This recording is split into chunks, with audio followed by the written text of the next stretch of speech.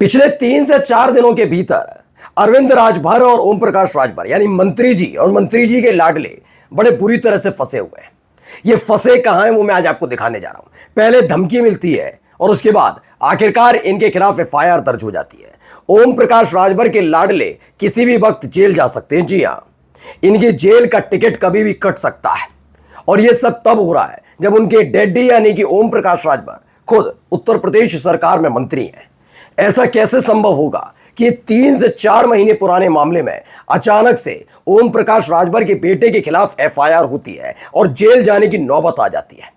आखिरकार ये कौन कर रहा है, किसके इशारे पर कर रहा है और यह स्थिति क्यों बनी जब ओम प्रकाश राजभर सरकार में मंत्री हैं, एनडीए के साथी हैं?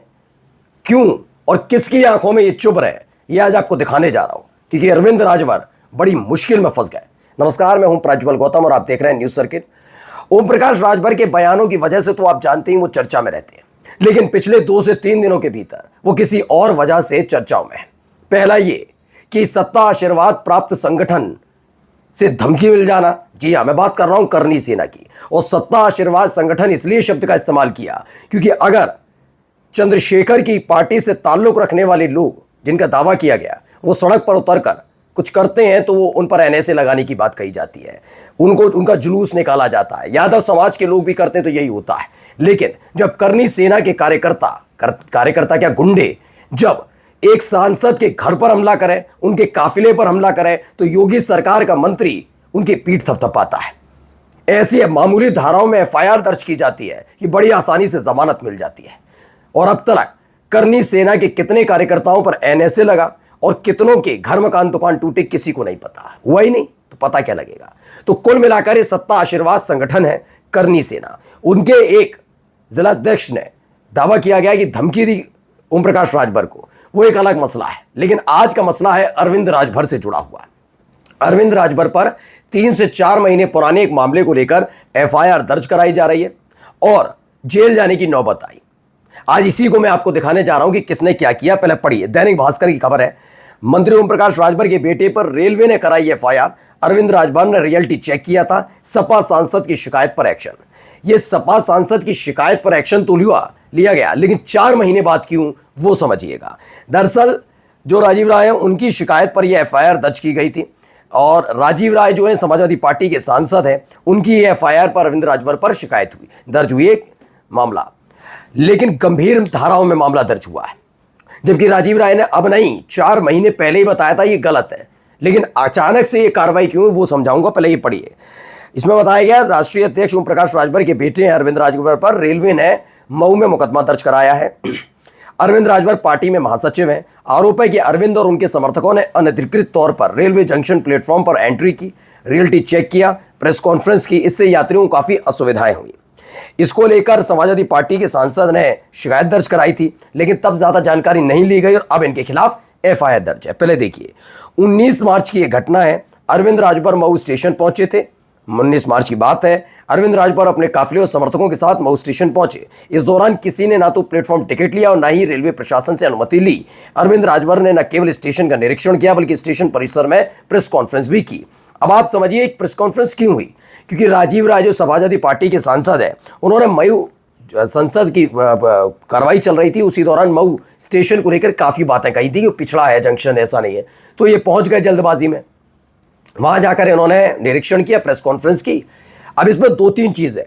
पहले तो समाजवादी पार्टी के सांसद ने उस वक्त शिकायत की तो 4 महीने बाद कार्रवाई क्यों, ठीक है, मामला दर्ज क्यों करवाया रेलवे ने, पहला।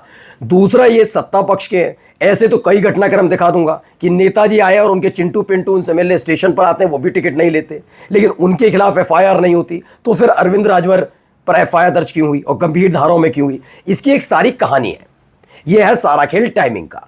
दरअसल आप सबको पता होगा, मुख्तार अंसारी के बेटे अब्बास अंसारी जो समाजवादी पार्टी और सुभाषपा दोनों के गठबंधन के वक्त सुभाषपा के टिकट पर चुनाव लड़े और चुनाव जीता भी।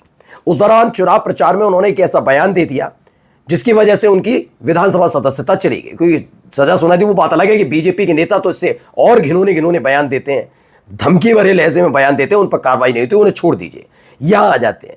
तो वहां पर अब्बास अंसारी के खिलाफ एफआईआर दर्ज हुई, बाकायदा उनके खिलाफ एफआईआर के बाद सुनवाई हुई, कोर्ट ने दोषी करार दिया और उनकी विधानसभा सदस्यता चली गई।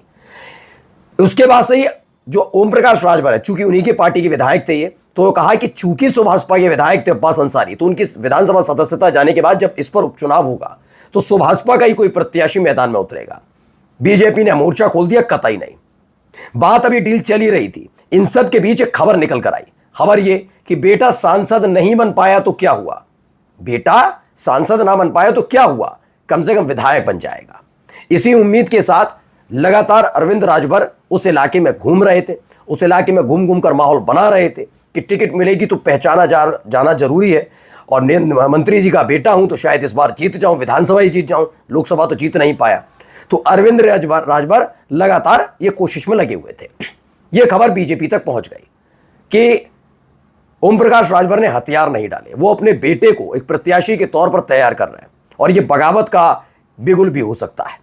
तो ऐसे में जो व्यक्ति बनने वाला था प्रत्याशी सुभाषपा की टिकट पर, उसी सीट पर जहां से अब्बास अंसारी को विधानसभा सदस्यता गई है और बीजेपी अपना उतारती, उससे पहले ही अरविंद राजभर को राजनीतिक तौर पर ठिकाने लगाना शुरू कर दिया कि आप जेल जाइए, आराम से बैठकर वहां भजन करिए, मामले सुलझाइए, सुलटाइए, केस में उलझे रहिए, इस सीट को भूल जाइए।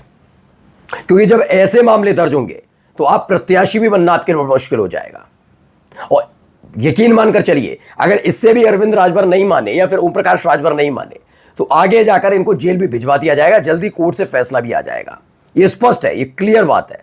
यह भी संदेश भेजा गया है कि भी जेल से बच सकते हो, बस ये बार बार का बार्गेन मत करो कि बीजेपी की टिकट पर का प्रत्याशी नहीं आपकी टिकट पर लड़ेगा। यानी कुल मिलाकर जो एनडीए के सहयोगी वो समझ गए कि बीजेपी अपनी ही सहयोगी पार्टियों को बख्शने के मूड में नहीं है, वो किसी को बख्शने के मूड में नहीं है। आज ओम प्रकाश राजभर छटपटा रहे होंगे क्योंकि सत्ता आशीर्वाद संगठन करनी सेना की तरफ से उन्हें धमकी मिलती है और किसी के खिलाफ कार्रवाई नहीं होती, किसी का गिरेवा पकड़कर जेल में ठूंसा नहीं जाता, जांच पड़ताल उस रफ्तार से नहीं होती। दूसरी तरफ बेटे को जेल भेजने के लिए पूरी तैयारी कर ली जाती है। मैंने कहा ना 4 महीने, या आज कल परसों 10 दिन पुरानी घटना होती तो मैं मान भी लेता कि नहीं हो सकता है थोड़ा जांच पड़ताल करके। 4 महीने पहले की गई शिकायत पर अचानक से अरविंद राजभर के खिलाफ मामला दर्ज हो जाना, यह बताता है कि टाइमिंग बिल्कुल वही मैच कर रही है। यानी किसी भी कीमत पर बीजेपी नहीं चाहती कि सुभाषपा का कोई प्रत्याशी उतरे। अरविंद राजभर की जो सक्रियता थी इस सीट पर, वो देखकर बीजेपी समझ गई कि अपने बेटे को ये मैदान में उतारने जा रहे हैं, इस सीट से चुनाव लड़ेंगे। और इसीलिए कहा जा रहा है कि सरकार के इशारे पर न केवल एफआईआर दर्ज हुई है बल्कि एक संकेत के तौर पर भेजा गया है कि पढ़ लो, देख लो। देखिए एक और खबर निकल कर आई, न्यूज 18, रेलवे ने ओपी राजभर के बेटे पर करवा दिया केस, वो भी गंभीर धाराओं में, 20 से 25 अज्ञात भी लपेटे में। तो गंभीर धाराओं में मामला दर्ज हुआ है। कुल मिलाकर अगर अभी भी ओम प्रकाश राजभर नहीं माने, वैसे मुझे लगता है मान जाएंगे, बेटे को जेल में नहीं देखेंगे, वरना अगर नहीं माने तो अरविंद राजभर का कभी भी पत्ता कट सकता है जेल के लिए। ये तो सिर्फ अभी शुरुआत है। नमस्कार।